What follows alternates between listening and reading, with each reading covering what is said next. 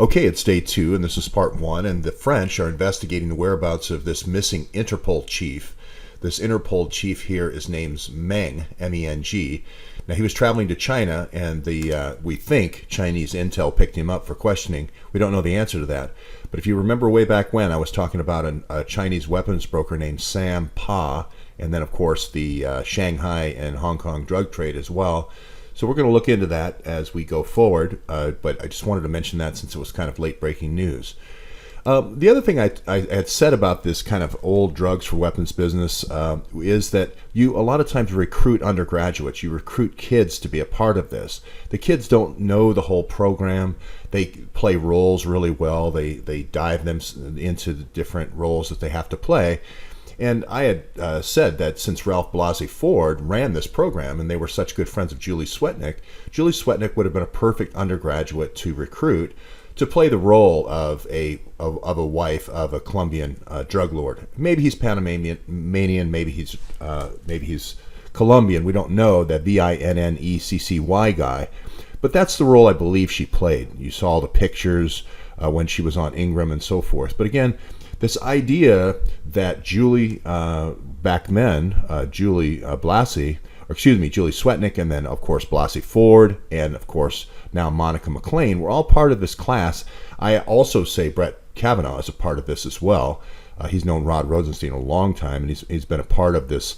For instance, the Court of Appeals here in D.C. as Brett Kavanaugh. I'll be taking my case to Brett Kavanaugh. He'll be gone to the Supreme Court by the time it gets there, though. But I just wanted to this idea of, hey, the American University idea of using Spy Kids or a Spy Kids program or a CIA undergraduate program really started at American University, and it kind of built out as we brought in different waves of students. First the Russian students, then the Chinese students, then the Pakistani students, etc. That's the big idea here, is that the students, the original students of the program, who had played roles in different international roles, then become the teachers and become the recruiters. That's the idea. And that, if you've ever been a part of sports or academics, etc., that makes a lot of sense. The players become the coaches and recruiters, etc., because they know what they're looking for. So I went out to the plane, the drugs for weapons plane, the Evergreen Aviation plane out there, and I basically said with McLean that she was recruiting folks from in the Los Angeles area to perform this sort of role. Now, I'm not saying just drugs for weapons, and again, I'm not saying it's illegal drugs. It could be fentanyl patches and so forth. But if you're bringing or exfiltrating, let's say, molecules from FDA in Bethesda out to a refinery or pharmacy development place in the Far East, let's say China or Pakistan or what have you, Russia, this would be the perfect type of people to do it. They travel as a couple.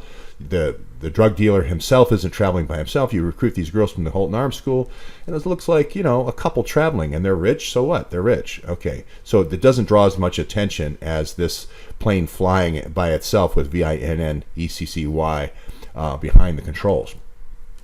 So this is why I drilled down on my case and challenged my case in Brett Kavanaugh's Court of Appeals here in D.C. because I wanted to know how they got, first of all, who did they target? Who did the DNC target? We know that Sussman is in the DNC. Who did they target?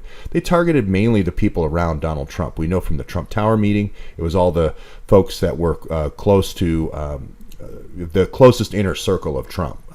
But the other people that I believe were targeted were donors, all the major donors, starting with the top to the bottom. And I believe that's the list that that Sussman got to American University. And again, the girl's job is to set up a meeting, just like Veselnitskaya's job was to set up a meeting with Donald Trump Jr. and maybe even Donald Trump. The Butinas that you're going to bring in for this operation from overseas, the American University Butinas, are going to be people sending emails saying, hey, can you meet me at the NRA gun show in Dallas? Trump's also going to be there. I'll ask Trump a question, etc. Can we get a picture with Trump? The idea is to get as close to Trump as possible because you want to do some kind of handoff, some kind of pay to play. And until you get the meeting set up, you're really not in a position to do the pay to play, the sting operation. So I believe most of these kids were the Russian girls coming in, the Butinas, if you will.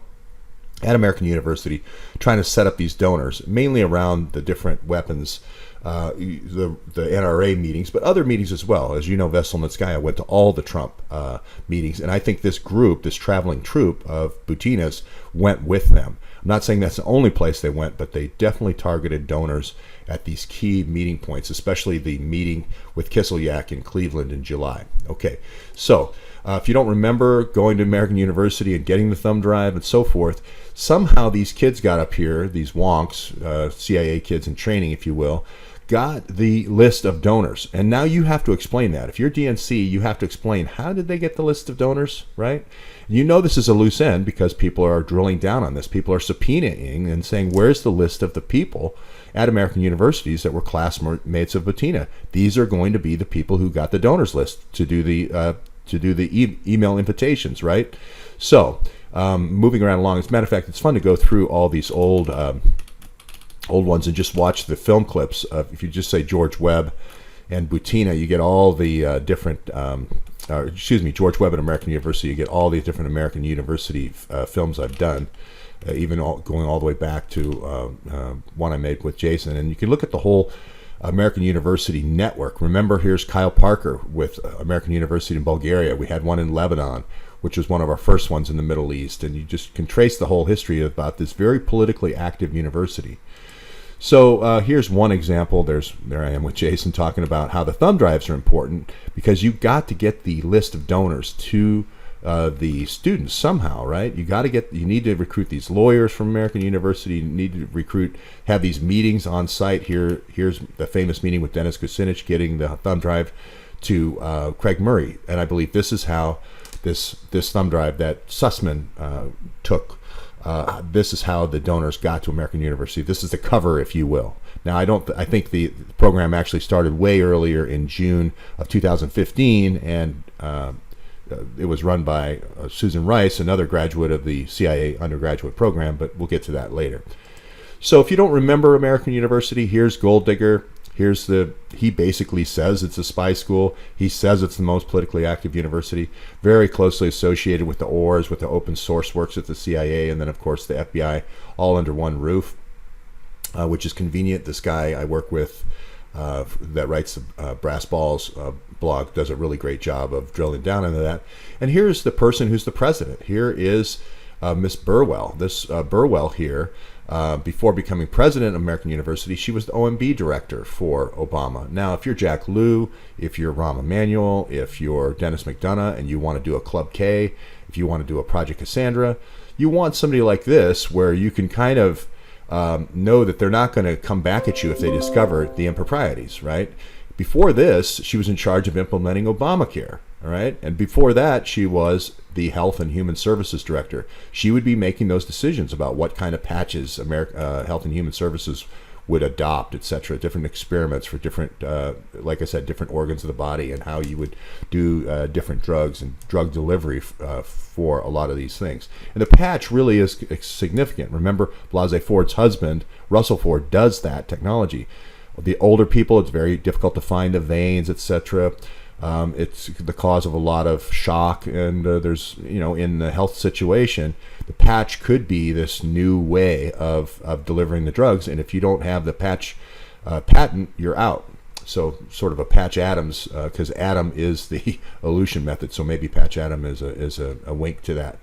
But here's the girl I'm saying, and there's going to be several girls like her that they brought in, and it's going to be Butina's the most obvious one, but there's going to be a class of girls that are going from Trump meeting to Trump meeting and trying to entice donors and so forth. Much like the Scott Walker meeting at the famous hors d'oeuvre plate, you're going to be meeting with these major donors and trying to ingratiate yourself and insituate yourself in all these different different situations. Now, she also, there is currently a lawsuit at American University to try to get the names of the classmates, and those are being blocked.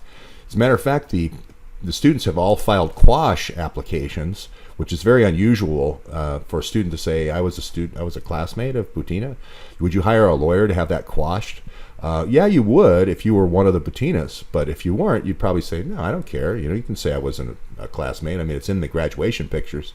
The reason why is because these girls are never going to graduate from American University. They were operatives that were brought in specifically for compromising donors and getting to Trump. Okay, so the last thing I'll say here is I kind of watched this operation. I was here with this horse. Now, you'd say normally you wouldn't put a horse out in front of a marina. Why would you do that? A big Clydesdale like this. He was looking at me suspiciously the whole night, by the way.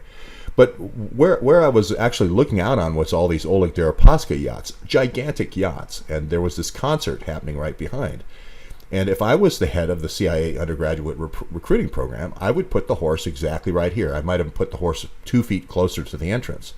But the way this happens is people come over and get their picture taken. There was most people have cell phone cameras, but there was another person there saying, "Hey, can I take your picture?" Right? This reminds me so much of the Ferris wheel at National Harbor, where you automatically get your picture taken. So at the end of the ride, you come out and there's your picture. Well, this is how you can call a list of possible recruits. And now, if you throw away the ugly guys like me, you keep the picture of the pretty girls, and you come up later and say, "Hey, let me send you a thing. Let me even invite you to a party where we talk about politics." And it's whatever. And then third meeting, hey, we need somebody to go, play the role of a wife of a Colombian drug lord. What do you think, Julie? If you don't think this happens, then that's fine. But this is how it's done. This is how a Butina would be recruited in the United States at a USC campus, let's say. Or this is how a Blasey Ford would recruit at the Bay Area universities. Or a Monica McLean would recruit at the universities in Southern California. This is how they recruited last night for the Georgetown and so forth. Or not just Georgetown, but all the Washington universities. And again, they know that they like boats. There's the pretty girls. They know they like the music. They like and there was a woman there taking everybody's picture. That's odd to take other people's picture, right? So now she's going to sell them a framed picture of them and the horse. I understand that's how they make money.